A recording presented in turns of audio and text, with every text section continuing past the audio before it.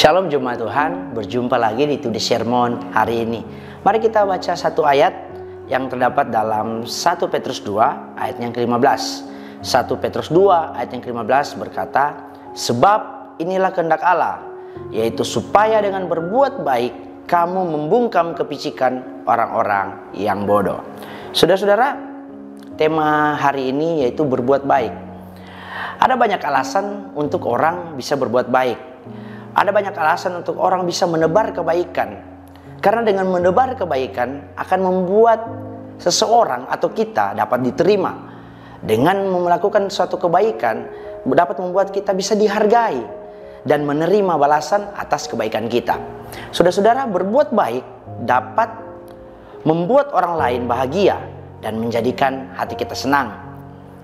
Sebagai orang percaya, kita memiliki kewajiban menolong orang lain yang mengalami kesusahan, saudara-saudara. Sebagai orang percaya, itu adalah kewajiban kita menolong orang yang mengalami kesusahan.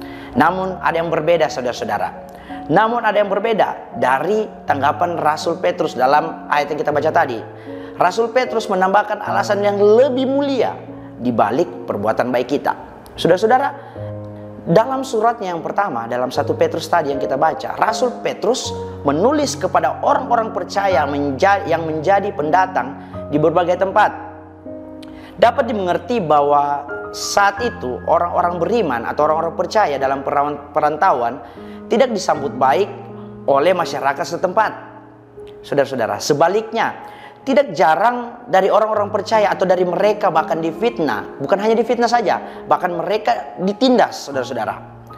Sebagian mereka yang menjadi hamba diperlakukan semena-mena oleh Tuhan mereka. Saudara, dalam kondisi mereka yang tertekan, Petrus tidak memberi nasihat. Justru dalam kondisi mereka yang tertekan, justru Petrus tidak memberikan nasihat yang menghibur atau nasihat yang memberi pengharapan tentang masa depan yang lebih baik.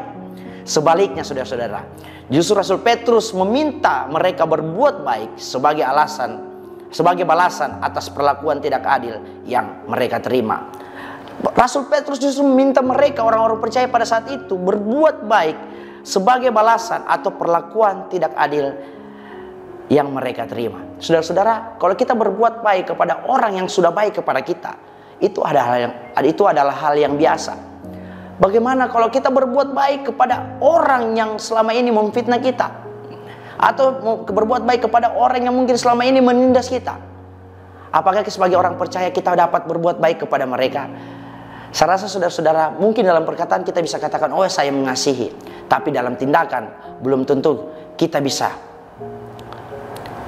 melakukannya. Itu semua karena pertolongan Tuhan. Rasul Petrus menekankan bahwa jika orang percaya pada saat itu berbuat baik kepada mereka yang tidak berbuat baik kepada mereka, pada orang percaya pada saat itu bisa berbuat baik atas tindakan-tindakan yang sudah diberikan kepada mereka. Mungkin mereka sedang tertindas, tapi mereka tetap berbuat baik kepada orang yang menindas mereka. Rasul Petrus percaya bahwa itu karena kuasa Tuhan yang ada dalam diri mereka. Saudara-saudara, setiap kali kita pun menghadapi tekanan dan perlakuan yang tidak menyenangkan dari orang-orang yang tidak sepaham dengan iman kita. Kita sering dipojokkan tanpa mampu membela diri. Setiap tindakan kita selalu saja disalahkan, saudara-saudara. Dalam keadaan demikian, hendaknya kita mengingat akan nasihat Rasul Petrus. Ingat, saudara-saudara, kita sering dipojokkan, mungkin kita sering ditindas. Tapi di dalam keadaan itu, kita harus mengingat nasihat yang disampaikan oleh Rasul Petrus. Tuhan ingin kita berbuat baik walaupun kita menderita. Tentu saja penderitaan yang dijelaskan sini, penderitaan yang bukan diakibatkan oleh perbuatan dosa kita sendiri. Mungkin penderitaan yang dialami seperti orang percaya pada saat itu, yang mereka ditindas, orang yang tidak seiman dengan mereka. Karena kalau kita melihat, saudara-saudara, di ayat yang ke-12, mereka datang kepada bangsa-bangsa yang non-Yahudi. Mungkin bisa saja orang datang kepada orang yang tidak percaya. Rasul Petrus menekankan, walaupun keadaan kita tertindas, tetaplah berbuat baik kepada orang yang menindas kita. Tuhan ingin kita berbuat baik walaupun kita menderita. Tentu saja penderitaan yang bukan diakibatkan oleh perbuatan dosa kita sendiri. Dan untuk itu, saudara-saudara, Kristus telah memberi teladan melalui penderitaannya bagi kita. Kita diajarkan Rasul Petrus bahwa tetap berbuat baik apapun keadaan kita. Dan jika kita renungkan apa yang telah dilakukan Tuhan untuk diri kita, kita adalah orang berdosa, tapi Tuhan tetap menebus kita agar kita menerima keselamatan itu. Sebagai orang yang diselamatkan, sebagai orang yang dimerdekakan Tuhan, kita harus tetap berbuat baik walaupun orang lain tidak berbuat baik kepada kita. Saudara-saudara, akhir kata, menderita namun tetap berbuat baik adalah pembelaan diri terbaik dan merupakan nilai tambah bagi orang-orang yang percaya kepada Tuhan. Amin. Kita berdoa.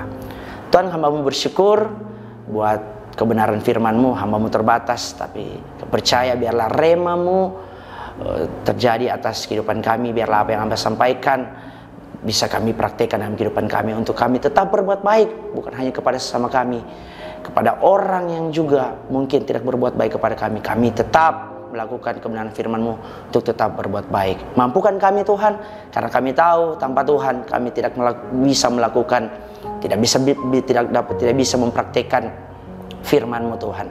Hanya Roh Kudus-Mu yang mampukan kami. Berkati jemaat Tuhan yang ada, berkati kami semua Tuhan, dalam nama Tuhan Yesus. Haleluya. Amin.